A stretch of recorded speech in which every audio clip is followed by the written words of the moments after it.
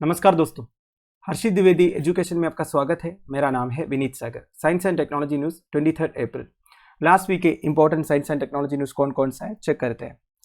देखिए दोस्तों, कुछ टॉपिक ऐसा है जिसमें ज़्यादा एक्सप्लेनेशन की ज़रूरत है, वो मैं एक अलग वीडियो के थ्रू समझाऊंगा, जैसे क्वार्क्स एंड लेप्टर्न्स है। ठीक है, तो बाकी जो न्यूज़ है हम आज इस वीडियो में कवर कर लेंगे।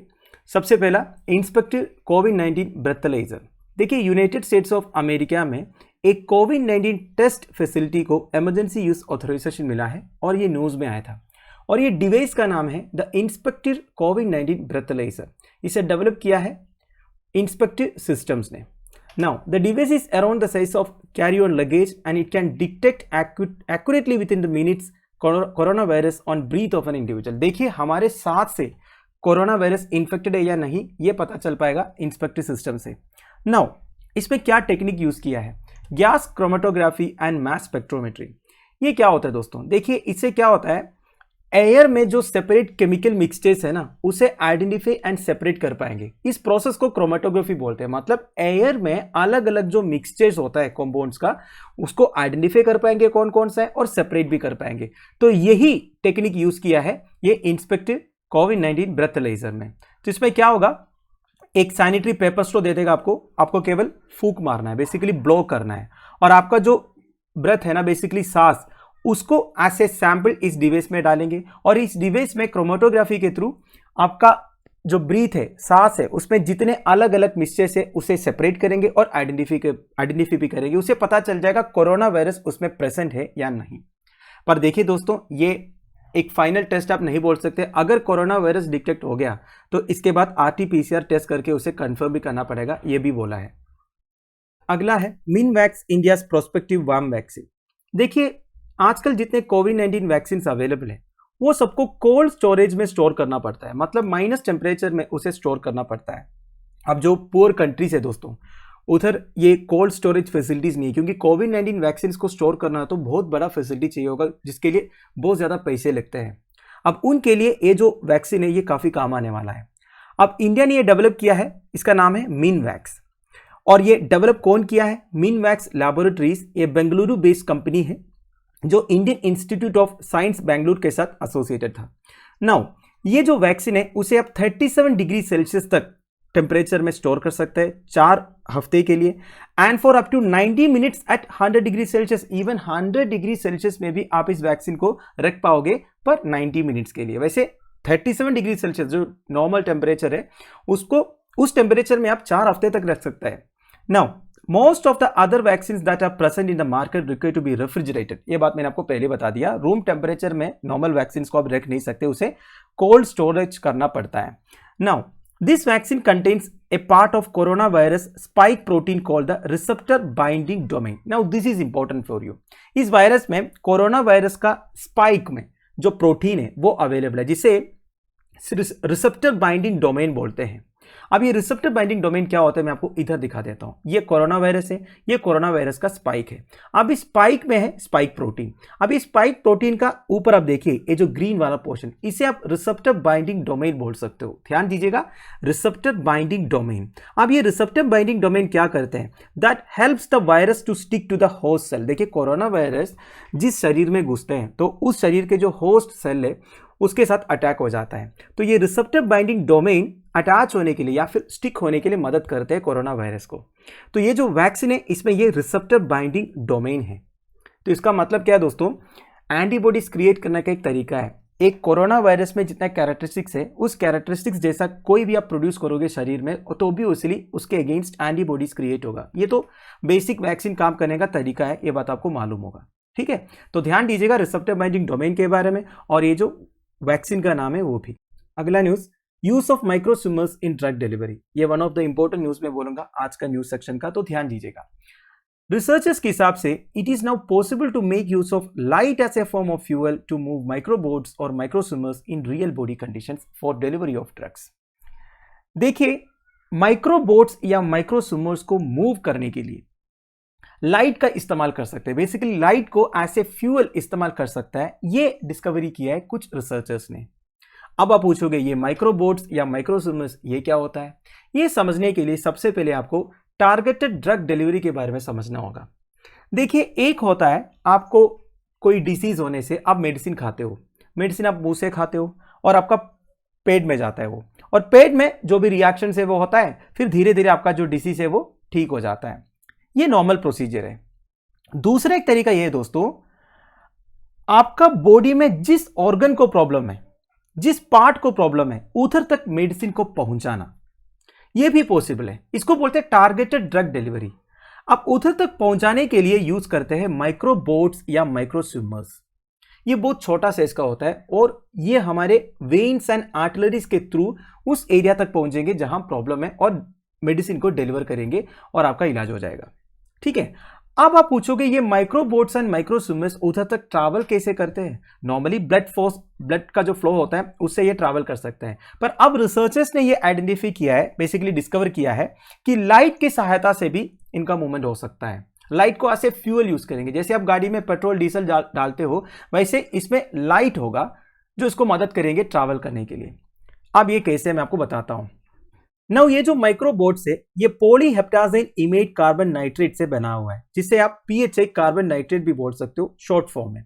नाउ ये जो माइक्रोबोट्स का साइज कितना है? 1 से 10 माइक्रोमीटर तक का है। इतना छोटा क्यों है दोस्तों? क्योंकि इन्हें वेन्स एंड आर्टरीज के अंदर से ट्रैवल करना होता है। नाउ जैसे इनके ऊपर लाइट पड़ेंगे तो ये सेल्फ प्रोपेल करना शुरू करेगा, मतलब अपने आप मूव करना शुरू करेगा और जहां तक उसे पहुंचाना है उधर तक पहुंचा सकता है।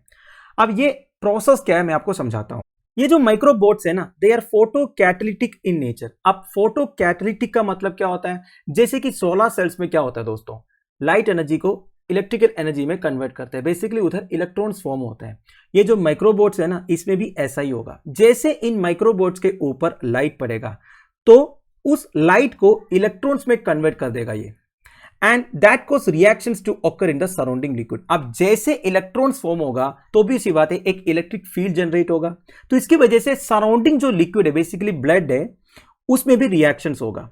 अब ये जो reactions combine with the electric field of the particle makes the microbot swim. तो बस आप यही समझ लीजिएगा, माइक्रोबोट्स के ऊपर लाइट पड़ने से इसके अंदर इलेक्ट्रॉन्स क्रिएट होगा और ये इलेक्ट्रॉन्स एक इलेक्ट्रिक फील्ड क्रिएट करेंगे और इलेक्ट्रिक फील्ड इसे हेल्प करेगा आगे ट्रैवल करने के लिए। ठीक है, नाउ जब तक माइक्रोबोट्स को लाइट मिलता रहेगा तब तक इलेक्ट्रॉन्स प्रोड्यूस होगा और तब तक इलेक्ट्रिक फील्ड भी प्रोड्यूस होगा और इसके सराउंडिंग में जो लिक्विड है उधर केमिकल रिएक्शंस होता रहेगा और ये आगे चलता रहेगा। यही बोला हुआ है। ठीक है, नाउ रिसर्चर्स ने एक ड्रग का टेस्टिंग भी किया, इससे डॉक्सोरूबिजिन का, ये drug that is use for treating cancer. देखिए डॉक्सोरूबिजिन करके एक ड्रग है जो कैंसर ट्रीट करने के लिए यूज करते हैं। अब देखिए आपको पता है कैंसर अलग अलग ऑर्गन्स को अफेक्ट करते हैं, lung cancer, blood cancer, breast cancer, ये सब आपने सुना है। अब ये डॉक्सोरूबिजिन को जहां पे अफेक्टेड है वहां तक पहुंच जाना है, इसलिए माइक्रोबोट्स की सहायता से इसे पास करके देखा तो लाइट की सहायता से डॉक्सोरूबिजिन उस एरिया तक पहुंचा जहां डॉक्टर्स चाहते थे पहुंचाना। तो ऑलरेडी ये सक्सेसफुल है। तो बस आप यही समझ लीजिएगा, माइक्रोबोट्स या माइक्रोस्विमर्स को लाइट से भी स्टिमुलेट कर सकता है। अगला है IIT Guwahati collaborated with NTPC to develop energy efficient technology to capture CO2। देखिए CO2 एमिशंस के बारे में आपको पता है, CO2 one of the greenhouse gas है, one of the dangerous greenhouse gas है, जिसकी वजह से ग्लोबल वार्मिंग होता है। फोसिल फ्यूल जलाने से कार्बन एमिशंस होता है, बेसिकली CO2 एमिशंस होता है, ये बात भी आपको पता है। नाउ हमारे एटमॉस्फेयर में ऑलरेडी कई सारे CO2 का प्रेजेंस है, जिस वजह से ग्लोबल वार्मिंग हो रहा है आजकल। अब ये CO2 को ऑब्जर्व करना बहुत जरूरी है। आपके पास दो ऑप्शन है CO2 ऑब्जर्व करने का, नेचुरली ऑब्जर्व करो। नेचुरली ऑब्जर्व करने के लिए आपको क्या करना पड़ेगा? ट्रीज लगाना पड़ेगा, फॉरेस्ट लगाना पड़ेगा। ट्रीज जो है कार्बन डाइऑक्साइड को ऑब्जर्व करते हैं और हमें ऑक्सीजन देते हैं, बहुत अच्छा तरीका है। दूसरा तरीका यह है आर्टिफिशियल तरीके से कार्बन को एटमॉस्फेयर से ऑब्जर्व करवाना। तो ये जो टेक्नोलॉजी है ना, ये बहुत कॉस्टली होता है। कई सारे डेवलप कंट्रीज में ऑलरेडी ये टेक्नोलॉजी का इस्तेमाल चल रहा है, पर इंडिया जैसे कंट्रीज में बहुत कम हो रहा है क्योंकि ये कॉस्ट इफेक्टिव नहीं है, बहुत ज्यादा पैसे लगते हैं। इस तरह आर्टिफिशियली अगर आपको एटमॉस्फेयर से कार्बन डाइऑक्साइड को ऑब्जर्व करना है, तो बेसिकली कार्बन को ऑब्जर्व करना है, तो ठीक है। पर Indian Institute of technology Guwahati national thermal power corporation के साथ कोलैबोरेट करके एक highly energy efficient CO2 collection system develop किया है फ्रॉम पावर प्लांट्स। तो बेसिकली पावर प्लांट से सबसे ज्यादा CO2 एमिशंस होता है, जैसे oil and natural gas industry, biogas industry, petroleum refineries, ये सबसे बहुत सारे CO2 एमिशंस होता है। अब ये पावर प्लांट से CO2 एमिशंस को कैप्चर करने का एक टेक्नोलॉजी डेवलप किया है IIT Guwahati with national thermal power corporation. अब देखिए ये टेक्नोलॉजी इंप्लीमेंट करने से हमें काफ़ी सारे सेविंग्स हो जाएगा, क्योंकि जैसे मैंने आपको बताया था वैसे एटमॉस्फेयर से कार्बन अब्जॉर्ब करना मतलब उसके लिए बहुत पैसे लगते हैं। Now the project will also assist and strengthen the UN Sustainable Development Goals through its research and education। देखिए यूनाइटेड नेशंस का 17 सस्टेनेबल डेवलपमेंट गोल है, उसमें एक एनर्जी से रिलेटेड है, बेसिकली रिन्यूएबल एनर्जी से रिलेटेड है। वो कौन सा नंबर का सस्टेनेबल डेवलपमेंट गोल है वो आप मुझे कमेंट बॉक्स में बताइए। तो ये जो सस्टेनेबल डेवलपमेंट गोल अचीव करने के लिए हमें ये प्रोजेक्ट हेल्प करेगा। Now one of the important point in this news, the pilot plan has been relocated to NTPC's Netra site. अब ये NTPC का नेत्रा साइट क्या है ये मैं आपको बताऊंगा। इसका फुल फॉर्म है NTPC energy technology research alliance. तो नेशनल थर्मल पावर कॉर्पोरेशन का एक एनर्जी टेक्नोलॉजी रिसर्च अलायंस है, उसका नाम है NTPC नेत्रा। ये भी आप ध्यान दीजिएगा, आपसे पूछ सकते हैं एग्जामिनेशन में। नाउ ये जो डेवलपमेंट है ये हमें ग्लोबल वार्मिंग के अगेंस्ट फाइट करने के लिए मदद करेंगे ऑब्वियसली। अगला है IISc conducted study found microplastics in Kaveri river. सबसे पहले माइक्रोप्लास्टिक्स का मतलब क्या होता है? ये प्लास्टिक्स का वो फ्रैगमेंटेड पार्टिकल्स है। मतलब देखिए प्लास्टिक समय के साथ ब्रेक डाउन होता है। अब ब्रेक डाउन हो के जब ये 5 मिलीमीटर साइज से छोटा हो जाता है ना, वो पार्टिकल्स आप बोल सकते हो माइक्रोप्लास्टिक्स। अब इतने छोटे साइज का होने की वजह से इसका काफ़ी सारे हेल्थ कंसर्न्स है। वैसे आपको पता है प्लास्टिक कोई भी लिविंग ऑर्गेनिज्म के शरीर में जाने से प्रॉब्लम्स तो होगा ही। Now Indian Institute of Science Bengaluru के कुछ एक्सपर्ट्स कावेरी वाटर को टेस्ट किया और उन्हें यह पता चला कावेरी वाटर में माइक्रोप्लास्टिक्स का प्रेजेंस सबसे ज्यादा है और इस वजह से कावेरी रिवर में जितने फिश पाए जाते हैं उन्हें ग्रोथ अबनॉर्मलिटीज देखने को मिला, स्केलेटल डिफॉर्मिटीज भी देखने को मिला। अब कावेरी रिवर के बारे में आप सबको मालूम है, कावेरी रिवर का ओरिजिन कर्नाटका स्टेट में तला कावेरी में होता है और तमिलनाडु और कर्नाटका के लिए कावेरी रिवर का पानी main source of drinking water है और एग्रीकल्चर पर्पसेस के लिए भी कावेरी वाटर यूज करते हैं बोथ तमिलनाडु एंड कर्नाटका। वैसे कावेरी रिवर का 2-3 ट्रिब्यूटरीज केरला से भी ओरिजिनेट होता है और कावेरी वाटर डिस्प्यूट के बारे में आपको पता होगा जो तमिलनाडु एंड केरला के बीच में अभी भी उसके बारे में काफी डिस्प्यूट चलता है। तो इन एक्सपर्ट्स ने क्या किया, इन्होंने कावेरी वाटर में पाया जाने वाला जीब्रा फिश करके एक फिश के एम्ब्रियोस चेक किया जो माइक्रोप्लास्टिक से अफेक्टेड था। एम्ब्रियोस का मतलब क्या होता है? देखिए एक ऑर्गेनिज्म का एयरली स्टेज ऑफ डेवलपमेंट आप बोल सकते हो एम्ब्रियो, ये अपने बेसिक बायोलॉजी में पढ़ा होगा। नाउ इनके एम्ब्रियो चेक करने से ये पता चला कि इसमें ग्रोथ एंड स्केलेटल मैलफॉर्मेशंस है, लोअर हार्ट रेट है, शॉर्टर लाइफ स्पैन है एंड DNA डैमेज भी है।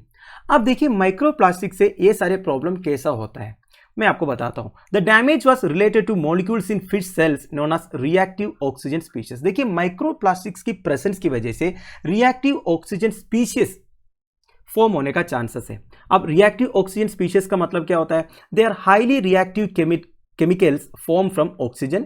Examples of ROS include peroxides, superoxide, hydroxyl radical, singlet oxygen, alpha oxygen, etc. etc.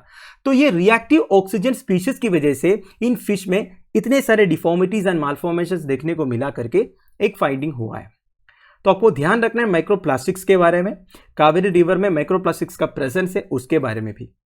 अब दोस्तों कावेरी वाटर में माइक्रोप्लास्टिक्स कैसे पहुंचा? ऑब्वियसली ह्यूमन एक्टिविटीज की वजह से। आपने प्लास्टिक पोल्यूशन के बारे में सुना होगा ना, कुछ लोग क्या करते हैं प्लास्टिक मटेरियल्स को ऐसे ही छोड़ देते हैं।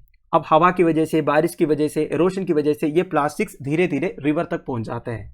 सालों बाद प्लास्टिक डिकम्पोज तो नहीं होगा पर ये छोटे छोटे पार्टिकल्स में फ्रैगमेंट हो सकता है और इतने फ्रैगमेंट हो जाएगा कि ये माइक्रोप्लास्टिक्स बन जाएगा। माइक्रोप्लास्टिक्स बनने से ये फिश कंज्यूम करने का चांसेस है, लेकिन इतना छोटा है ये कहीं पे भी अटैच होगा और फिश जब कुछ खाना खाते हैं उसके साथ माइक्रोप्लास्टिक्स भी उनके शरीर के अंदर चला जाएगा और फिश का जो अगला जनरेशन पैदा होगा उनमें भी ये माइक्रोप्लास्टिक्स का प्रेजेंस हो सकता है, जो मैंने आपको इधर बोला सीब्रा फिश एम्ब्रियोस के बारे में।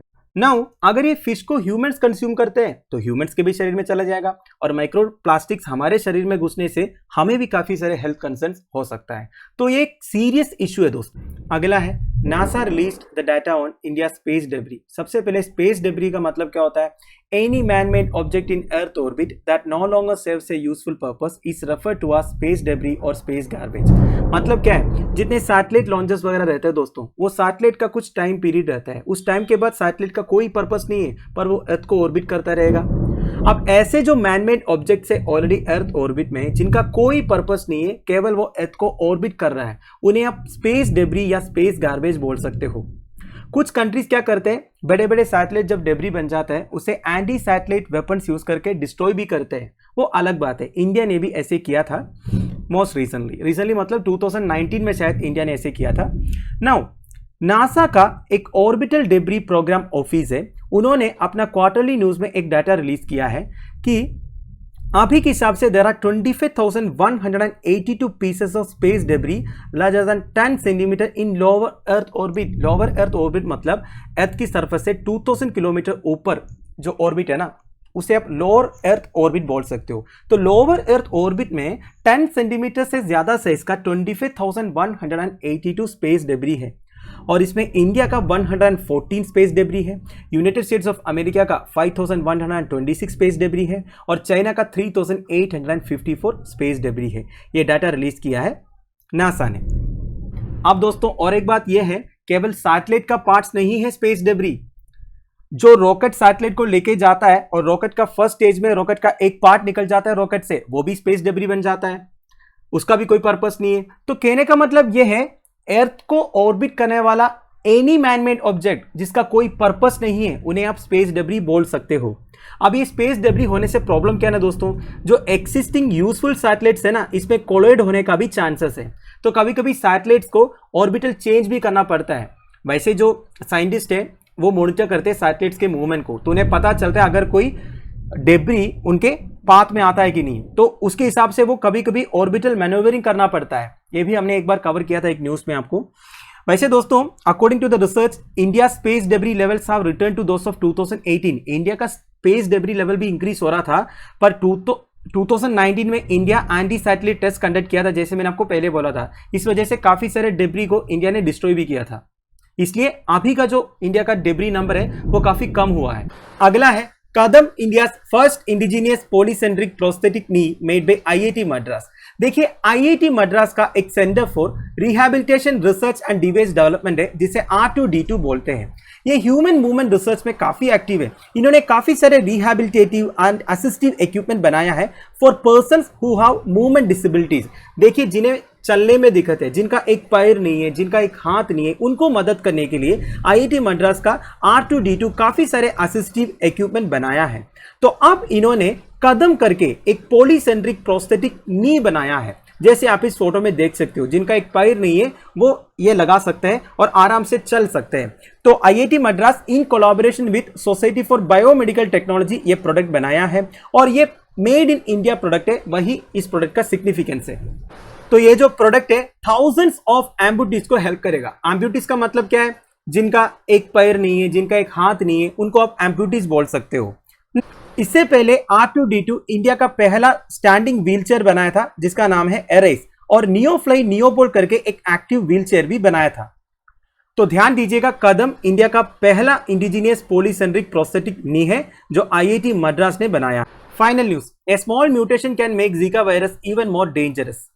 सबसे पहले जीका वायरस के बारे में कुछ बेसिक डिटेल्स। जीका वायरस एक मॉस्किटो बोर्न वायरस है, जिसे पहली बार युगांडा में आइडेंटिफाई किया गया था 1947 में, वो भी मंकीज में। इसके बाद 1952 में पहली बार ह्यूमंस में आइडेंटिफाई किया गया, युगांडा में भी और टांजानिया में भी।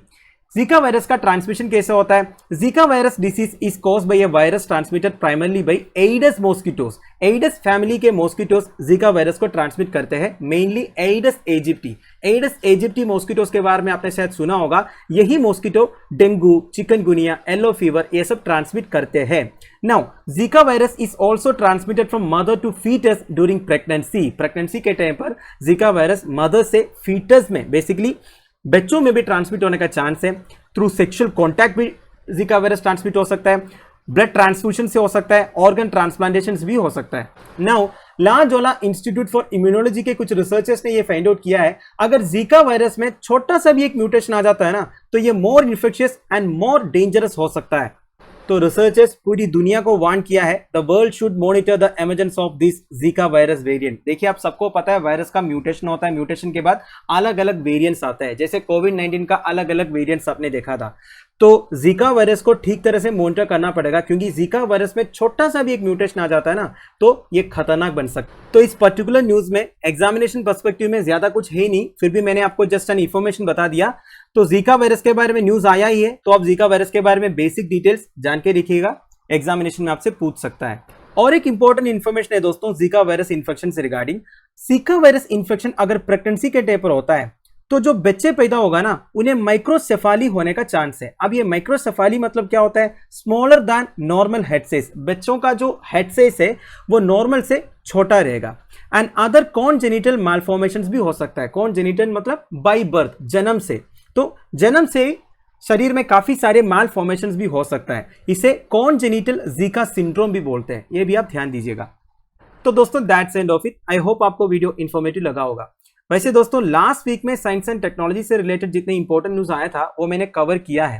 हो सकता है कुछ न्यूज मेरे से मिस भी हुआ हो, तो आप मुझे कमेंट बॉक्स में प्लीज बता दीजिएगा। अगर उसमें एक्सप्लेनेशन की जरूरत है मैं जरूर अलग वीडियो में आपको समझाऊंगा, नहीं तो अगला साइंस एंड टेक्नोलॉजी न्यूज में इंक्लूड करके बताऊंगा। वैसे क्वार्क्स एंड इलेक्ट्रॉन्स के बारे में मैं कोशिश करूंगा एक अलग वीडियो बनाने। वैसे कुछ न्यूज तो मैं डेली वनलाइनर्स में भी इंक्लूड करता हूं जो साइंस एंड टेक्नोलॉजी से रिलेटेड है। तो लेक्चर की पीडीएफ एज यूजुअल आपको टेलीग्राम चैनल में मिल जाएगा, जिसका लिंक नीचे प्रोवाइडेड है। Thank you for watching, bye bye, have a nice day.